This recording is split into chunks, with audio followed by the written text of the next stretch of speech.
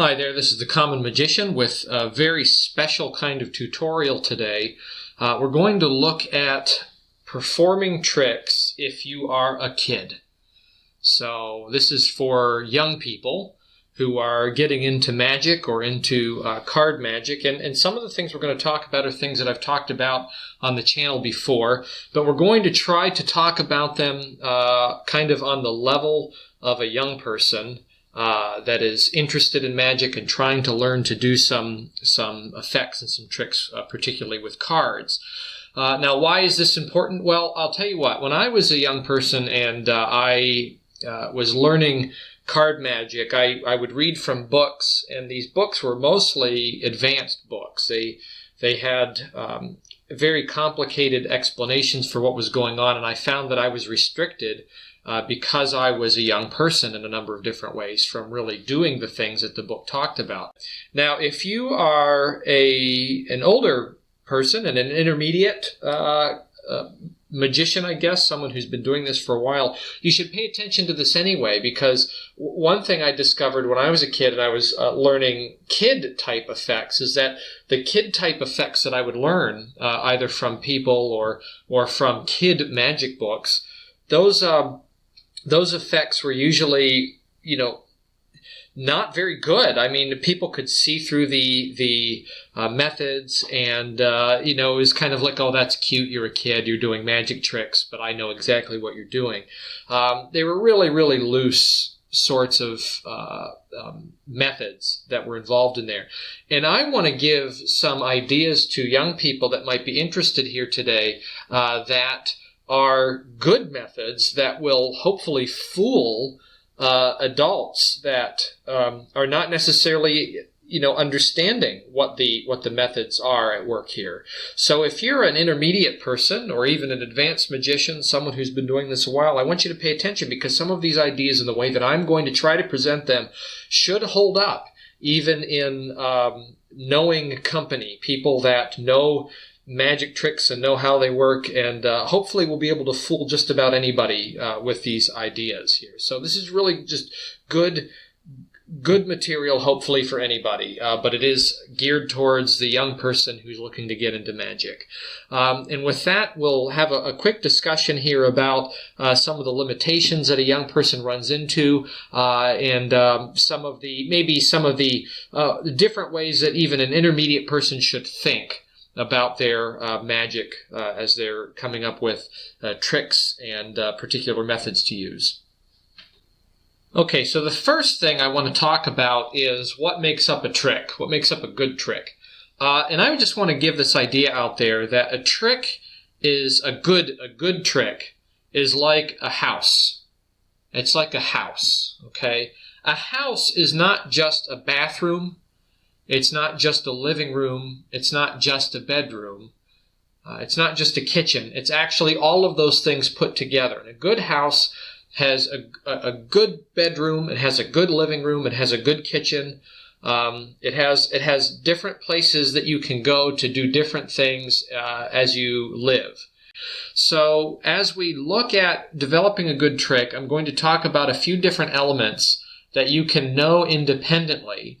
And then you can put those elements together, okay, these different ideas that are separate, put them together to come up with a handful of good tricks using all of the same elements. So just putting them in a different order, in a different way, you can have, a different house. You might have a good house that has a living room, a bedroom, and a bathroom, and a kitchen, and a dining room. It has these different rooms.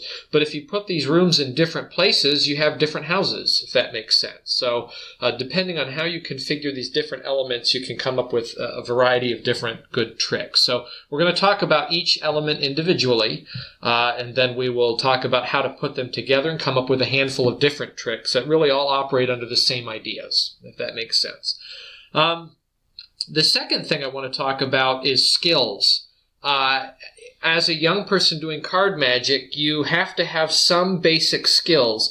And some of those skills, just by the nature of your age and your growth, your size, some skills that magicians depend on may not be accessible to you. But we're going to talk about some alternative ways to deal with those skills and some basic ways to have skills that don't really require you to be fully grown yet. Okay? And then the last thing I just want to talk about here is your resources. Resources meaning the things that you have available to you. Now, most young people are not going to be able to have stacks and stacks of cards. They're not going to be able to go out and just buy all kinds of different cards that are of a really high quality. You probably will be dealing with the one deck of cards that your family has for card games. It's probably worn in and worn out, and they're probably a little sticky, and they don't really, work as well as a brand new deck of cards. You might have kind of inexpensive cards, cheap cards. This is $1 pack of cards, $1 worth a deck of cards, and good cards are around $4. So you're not going to have available to you kind of the more expensive cards that are a little nicer, have a nicer finish on them. And I just want to, talk to maybe card magicians in general and say that there's plenty of great tricks that you can do with pretty average cards, such that you would be somewhere and you would be borrowing a deck of cards that isn't in great shape, and you can do some pretty amazing things with that deck of cards without having to depend on really complicated sleights. So we're going to limit ourselves to that, because this is probably, as a young person, what you're going to be dealing with. And even if you get that nice deck of playing cards, it's probably going to be the one deck of playing cards that you have for a couple years, and you don't get anything else. So we're going to work with just that. So with that being said, let's get into the skills. Let's get into the skills that you need to have to do some card magic. And we're going to talk about ways that you can present these skills such that they look impressive. They look like you know what you're doing, and it doesn't look like you're fumbling around.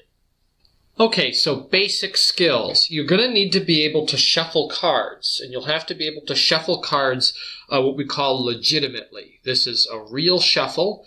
This is not a false shuffle. There's plenty of ways to shuffle cards falsely. Now, you've probably seen magicians and card people dealing with cards, adults, shuffle cards maybe like this. This is a riffle shuffle.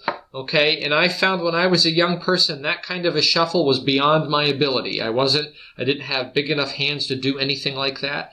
You probably would have seen people shuffle cards like this on the tabletop. And as a young person, you might not have the handling to be able to do a shuffle like that. Those are good shuffles. Those are good legitimate shuffles.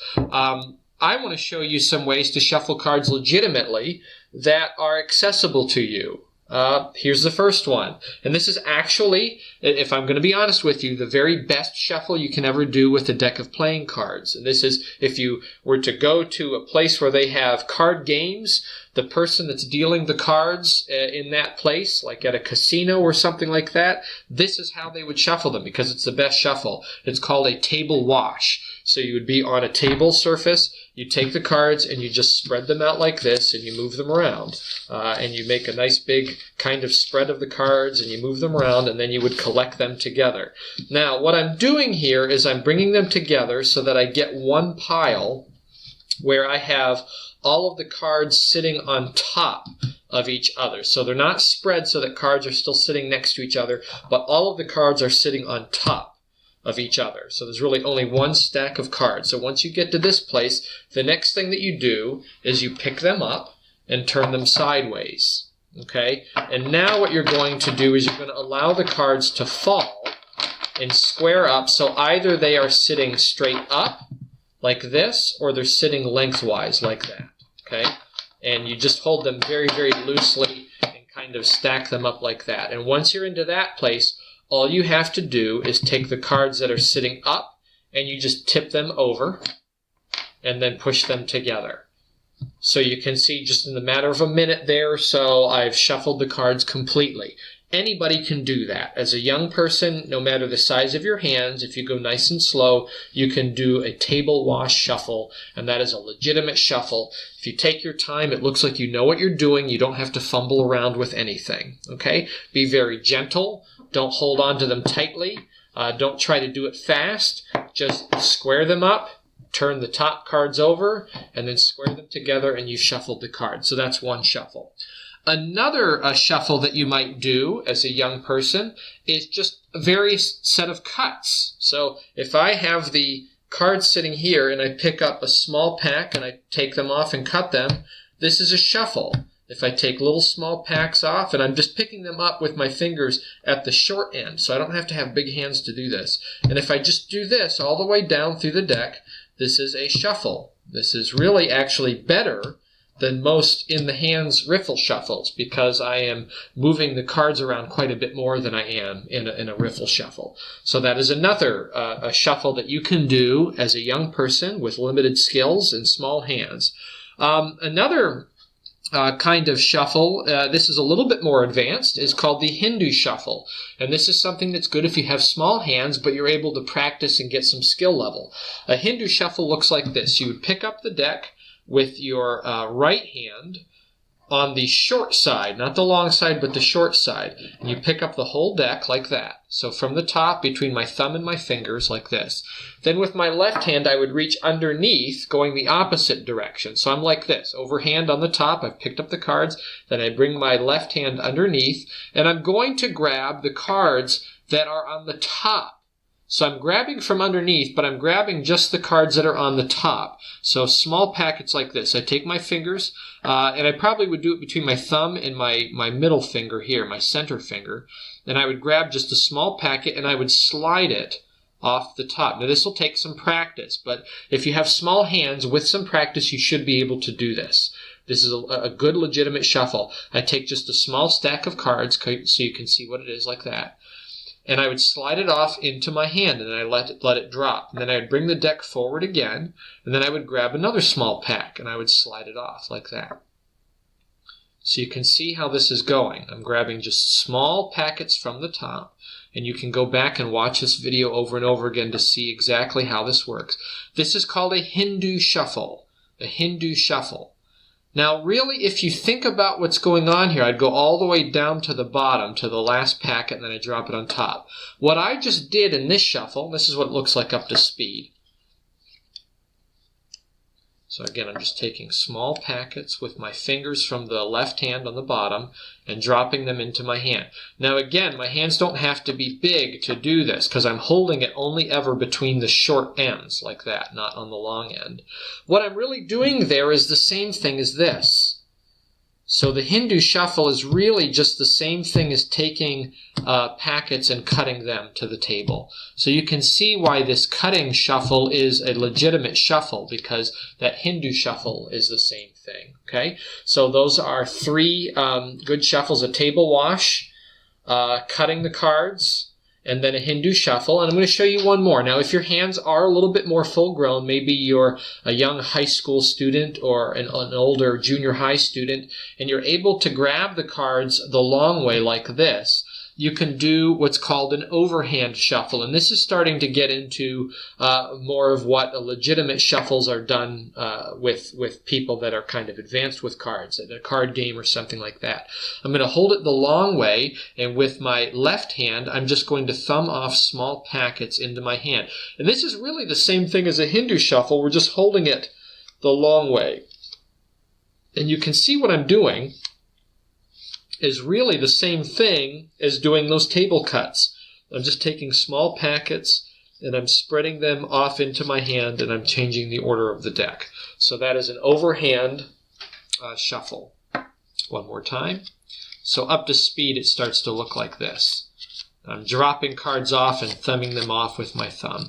That's a legitimate shuffle that a young person can do without having to learn some very complicated skills like riffling cards, either on the table or in the hands. So shuffles, very, very important that you know how to do some real shuffles. So those are a few good options for you. One last thing I want to talk about, too, in terms of limitation. You probably aren't going to have a close-up mat That is a pad that you can put down on a hard table to do card magic on. You probably aren't going to have that. You may not even have a tablecloth table. You'll probably just have a kitchen table like this, or if you're out with friends, you'll just be using, or friends at school, you'll just be using kind of a cafeteria table if you're doing tricks for them. So everything I'm going to do is going to use a hard table. This is not desirable. This is not usually what we want to have. But I'm going to make sure that we limit everything that I teach you to using a hard table so that you wouldn't have to depend on having a soft a tablecloth or a mat underneath it in order to do your tricks. So this is a limitation that magicians don't usually like to have. They usually like to have a soft tabletop in order to do tricks. But we're going to use a hard table and cheap cards all the way through this. So those are some shuffles. Next, we're going to talk about a few other skills that you need to have that are a little bit more tricky. We're getting into the tricky kinds of skills that you need to have. That's a shuffle, which is not tricky. It's really what it is. And we're going to talk about some methods here that help you do tricks for people.